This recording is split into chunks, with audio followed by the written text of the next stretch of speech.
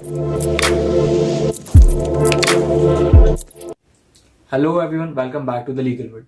आज के वीडियो में आपको बताऊंगा कि आप किस तरह से बहुत आसानी से एआईबी एग्जाम को क्लियर कर सकते हैं, और साथ ही साथ मैं आपको कुछ स्पेशल टिप्स एंड ट्रिक्स दूंगा एआईबी एग्जाम को आसानी से क्लियर करने के लिए। तो अगर आप हमारे चैनल पर नए हैं तो जल्दी से चैनल को सब्सक्राइब कीजिए और साथ में बेल आइकन प्रेस कीजिए, ताकि जब भी हमारा कोई नया वीडियो है तो आपको तुरंत नोटिफिकेशन आ जाए। गाइज, अगर आपने अभी तक एआईबी एग्जाम का एग्जाम फॉर्म नहीं भरा है या आपको एआईबी एग्जाम से रिलेटेड कोई भी डाउट्स हैं, तो उसके लिए हमने एक अलग वीडियो बना के रखी है। उसमें आपके सारे डाउट्स भी क्लियर हो जाएंगे, साथ में आपको ये प्रोसेस भी पता पड़ जाएगा कि किस तरह से एआईबी का एग्जाम फॉर्म भरना है। उन दोनों ही वीडियोस की लिंक आपको ऊपर आई बटन पे मिल जाएगी, और साथ ही साथ नीचे डिस्क्रिप्शन बॉक्स में भी आपको दोनों वीडियोस की लिंक मिल जाएगी। आप वहां जाके दोनों ही वीडियोस को देख सकते हैं। चलिए शुरू करते हैं वीडियो को बिना किसी देरी के।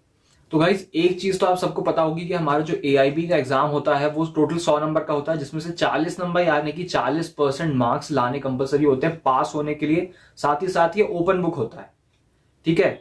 अब भाई, ओपन बुक या ओपन बेरेक्ट कह लें, ओपन बेरेक्ट भले ही होता है, लेकिन आपको ये भी तो पता होना चाहिए कि बेरेक्ट में कहाँ क्या दिया हुआ है। अगर हमें यही नहीं पता होगा कि हमारी बेरेक्ट में क्या चीज कहाँ दी है, तो ओपन बुक होना ना होना हमारे लिए एक ही बराबर हो जाएगा। तो इसलिए बेरेक्ट को एआईबी के टाइम पे आपको बेरेक्ट किस तरह से पढ़नी है, आपको किस तरह से एआईबी की प्रिपरेशन करनी है, वो आपको बताता हूं। अब भाई देखो, 1 महीने से कम टाइम बचा है, तो आप इतनी जल्दी तो पूरी बेरेक्ट पढ़ नहीं सकते, और एआईबी के लिए आपको पूरी बेरेक्ट डिटेल में पढ़ने की जरूरत भी नहीं है। आपको करना क्या है, आपको केवल सिंपली अपने बेरेक्ट का इंडेक्स खोलना है, सारी बेरेक्ट्स का, और उन इंडेक्स को पढ़ लेना है, और केवल इतना जान लेना है कि इस इंडेक्स में या इस बेरेक्ट में कहां पे क्या चीज दी हुई है। अगर आप केवल इतनी चीज पता पड़ गई ना कि बेरेक्ट में या फिर हमारे सब्जेक्ट में क्या चीज कहां दी हुई है, तो एआईबी का एग्जाम क्लियर करना आपके लिए बहुत ज्यादा आसान हो जाएगा, ठीक है। दूसरी चीज, अभी एग्जाम के लिए 1 महीने से भी कम समय बचा है, तो ऐसे टाइम में हम पूरे सब्जेक्ट्स तो पढ़ नहीं सकते। 19 सब्जेक्ट हैं, अगर हम वो 19 सब्जेक्ट पढ़ने बैठ गए तो बहुत टाइम निकल जाएगा। तो इसीलिए आप जो टॉप 5 मेजर सब्जेक्ट्स हैं हमारे, या टॉप 6 जो हमारे मेजर सब्जेक्ट्स हैं एआईबी के, उन्हें अगर पढ़ लेंगे ना, तो आप पास तो बहुत आराम से हो जाएंगे, बल्कि उससे भी ज्यादा, पासिंग से ज्यादा नंबर आप वहां पे गेन कर सकते हैं। खैर, नंबर का वहां कुछ रहता नहीं, केवल पास होने की रहती है। आप कितने भी नंबर लाएं, आपके रिजल्ट में केवल पास ही लिखा आने वाला है, इससे नंबर से कोई फर्क नहीं पड़ता। लेकिन हमारे जो 6 मेजर सब्जेक्ट्स हैं वो कौन कौन से हो जाएंगे, जिससे आप अपनी एटलीस्ट ये इंश्योर कर लोगे कि आप एग्जाम में पास हो जाओगे। वो सबसे पहला हमारा हो गया कॉन्स्टिट्यूशन, दूसरा हमारा हो गया सीआरपीसी, तीसरा हो गया सीपीसी, चौथा हो गया आईपीसी, पांचवा हो गया हमारा एविडेंस, और छठवा हो गया हमारा फैमिली लॉ। ये 6 सब्जेक्ट्स अगर आपने अच्छे से पढ़ लिए, पूरे नहीं केवल इंडेक्स अगर ये पढ़ लिए, तो 54 यानी 54 नंबर आपके कहीं नहीं जाएंगे। और मैं बताऊं आपको, इनसे केवल डायरेक्ट क्वेश्चंस आते हैं। केवल 10 या 20% क्वेश्चंस ऐसे होते हैं इन सब्जेक्ट से जो कि इनडायरेक्टली पूछे जाते हैं, लेकिन बाकी सारे क्वेश्चंस एकदम डायरेक्ट होते हैं। ऐसे होते हैं कि आपको केवल बेरेक्ट खोलना है। कुछ क्वेश्चंस में आपको बेरेक्ट खोलने की भी जरूरत नहीं पड़ेगी, आप ऐसे ही टिक कर दोगे। लेकिन कुछ क्वेश्चंस ऐसे होंगे आपको बस बेरेक्ट खोल के ढूंढना है और आंसर टिक करना है, 1 मिनट से भी कम का समय लगेगा।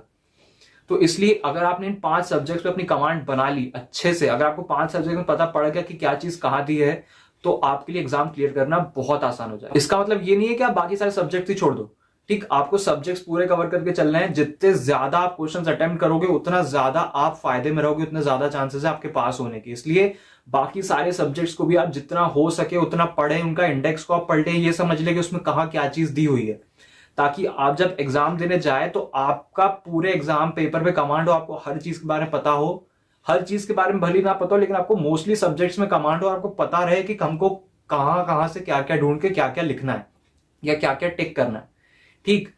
इसके अलावा दूसरा सबसे अच्छा ट्रिक जो मैं आपको बताने वाला हूं वो ये है कि आपको प्रीवियस ईयर के क्वेश्चन पेपर, जो हमारे प्रीवियस ईयर के क्वेश्चन पेपर्स हैं, एआईबी 16 के, एआईबी 15 के, एआईबी 14 के, उनको एक बार खोल के देखना है। बस क्या करना है, उनको आप डाउनलोड कीजिए, किसी से लेके आइए, उनको एक बार देख लीजिए, उनका पैटर्न समझ लीजिए कि वो एग्जाम जो हो रहा है वो किस तरह से हो रहा है।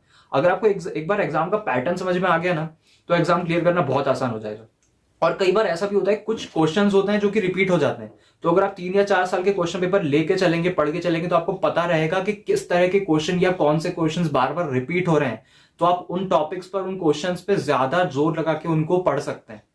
और साथ ही साथ जब आप उन क्वेश्चन पेपर्स को डाउनलोड करेंगे, अपने पास लेकर आएंगे, तो एक बार उसमें से कोई भी एक क्वेश्चन पेपर सॉल्व करके देख लीजिएगा। बस सॉल्व करने में क्या फायदा होगा आपका, सबसे पहली चीज आपको ये पता पड़ जाएगा कि आपको क्वेश्चन पेपर सॉल्व करने में कितना टाइम लग रहा है। क्योंकि अभी तक हम जो एग्जाम देते थे वो हम कैसे देते थे, हमारे दिमाग में सारी चीजें स्टोर होती थी, हमको बस जाके वहां लिखना रहता था। लेकिन यहाँ हमको क्या करना है, यहाँ हमको बुक में से ढूंढना है, फिर लिखना है। पहले क्वेश्चन पढ़ो, फिर बुक में से ढूंढो, फिर उसको वहां टिक करो। अगर आपको आंसर पता है तो ज्यादा से ज्यादा 1 मिनट लगेगा, नहीं पता है तो 2 मिनट लगेगा। लेकिन फिर भी आपको ये प्रैक्टिस आपको घर से करके चलनी पड़ेगी कि हमको एक आंसर ढूंढने में, उसको लिखने में, उसको टिक करने में कितनी देर लग रही है, और उस हिसाब से हमको पूरा क्वेश्चन पेपर कवर करने में कितना टाइम लग रहा है, या हमको एक majority part of question paper cover करने में कितना टाइम लग रहा है। अगर आप इस चीज की प्रैक्टिस घर से ही करके जाएंगे तो वहां एग्जाम के वक्त आपको ज्यादा टेंशन नहीं लेनी पड़ेगी कि अरे यार बेयर कहां गई, बुक्स कहां गई, क्या ढूंढूं, क्या लिखूं। आप घर से ही पहले इस चीज की एक बार प्रिपरेशन करके जाइएगा, एक क्वेश्चन पेपर सॉल्व करके देख लीजिएगा, आप ही का बेनिफिट होगा उससे। आपको पहली सारी चीज समझ में आ जाएंगी कि हमें उस टाइम पे किस तरह से क्वेश्चन पेपर को हैंडल करना है, कैसे बेयर जमानी है, कैसे बेयर में ढूंढ के लिखना है। अगर इतना आपने कर लिया ना, आप बहुत ज्यादा आसानी से पास हो जाएंगे। बेयर एक्ट आपको पूरी पढ़नी नहीं है, आपको केवल इंडेक्स पढ़ना है। मेन चीजें आपको पढ़ लेनी है। एक बार प्रीवियस ईयर का क्वेश्चन पेपर देख लेंगे, क्या इंपॉर्टेंट चीजें हैं वो पता पड़ जाएंगी, उन चीजों को एक बार गौर से पढ़ लीजिएगा। क्वेश्चन पेपर चाहे तो एक आध क्वेश्चन पेपर सॉल्व कर लीजिएगा, आपको आइडिया हो जाएगा कि किस तरह से पेपर लिखना है और किस तरह का पेपर आता है। ठीक है, इसके अलावा कोई एडिशनल नोट्स ले जाने की, पढ़ने की जरूरत आपको नहीं है। आप दूसरी वीडियोस देखेंगे, आप कोई कोचिंग इंस्टीट्यूट किसी से बात करेंगे, पता करेंगे, वो आपको बोलेंगे आप हमारा कोचिंग ज्वाइन करो, हम आपको ये भी पास करवाएंगे, हमारे नोट्स लो, हमारे नोट्स डाउनलोड करो, हमने नोट्स बनाए हैं, ये कैरी करके ले जाना एग्जाम में। कोई जरूरत नहीं है। वैसे भी नोट्स तो इस बार ले जा ही नहीं सकते, ना उनको पढ़ने की भी कोई जरूरत नहीं है।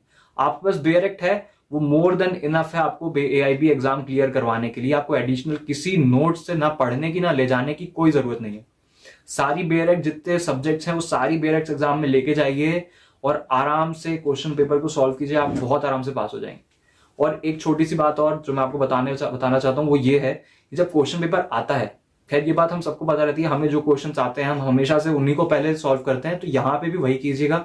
जो क्वेश्चन आपको आते हैं क्वेश्चन पेपर में, जो ऐसे क्वेश्चन आपको पता है कि आसान है, मैं बिना देखे या जल्दी से बेयर में ढूंढ के भी इनको जल्दी से सॉल्व कर सकता हूँ, जल्दी लिख सकता हूँ, जल्दी टिक कर सकता हूँ, तो उन क्वेश्चन को पहले सॉल्व कीजिएगा, उन क्वेश्चन को पहले ढूंढिएगा, उनका आंसर पहले टिक कीजिएगा। जो नहीं आ रहे हैं उनको छोड़ के आगे बढ़ो, लास्ट में थोड़ा बहुत टाइम मिलेगा तब उनमें जय माता दी ABC कर देना।